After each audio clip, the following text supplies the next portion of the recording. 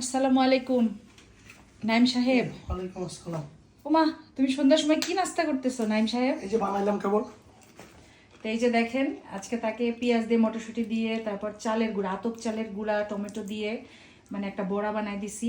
এটা আমার রেসিপি, সব স্পাইসেস আমি দিছি, কিন্তু নিজে সে নাম ভাঙাচ্ছে আর কি, বলতেছে যে ও করছে, বুঝছেন। আর এই যে দেখেন এখানে কি করছি একটু দেখাই। এখানে পায়েস রান্না করে দিয়েছি তোমাদের ভাইয়াকে।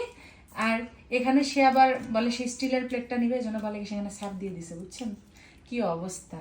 এই পাবলিক এই মালটা এরকম করে কথা কেন বলে বলেন তো? দেখেন সইতেইছে না, একদম জীবনটা একদম বরবাদ হয়ে যাচ্ছে একটা বড়া খাওয়ার জন্য। তাই কি পরিমাণ বড়া লাভার, জাস্ট চিন্তা করেন। সে ঝাল খাবে মজা করে, ঝাল ঝাল করে বড়া বানিয়ে দিছি। আর এখানে হচ্ছে একটু পরে এই জামবাটি দিয়ে এক বাটি পায়েস খাবে। তো তোমার দুইটাই যে নিয়ে নাও। কেমন লাগলো আপনাদের আমার রেসিপিটা? না হয় তোমার দুইটা নিয়ে নাও। নাও বাকিগুলো আমার দুইটা না, সব তুমি খাবা? হ্যাঁ। তো যাই হোক, আমাদের খুনসুটি চলতেই থাকবে। আমরা এখন ব্যাচেলার পয়েন্ট দেখবো আর খাওয়া দাওয়া করবো। তো সবাই ভালো থাকবেন, সুস্থ থাকবেন। আল্লাহ হাফেজ। আল্লাহ হাফেজ, বাই বাই। আসসালামু আলাইকুম। একটু খেয়ে দেখাও দেখি কেমন, সেই ট্যাশ। তো যাই হোক, টাটা।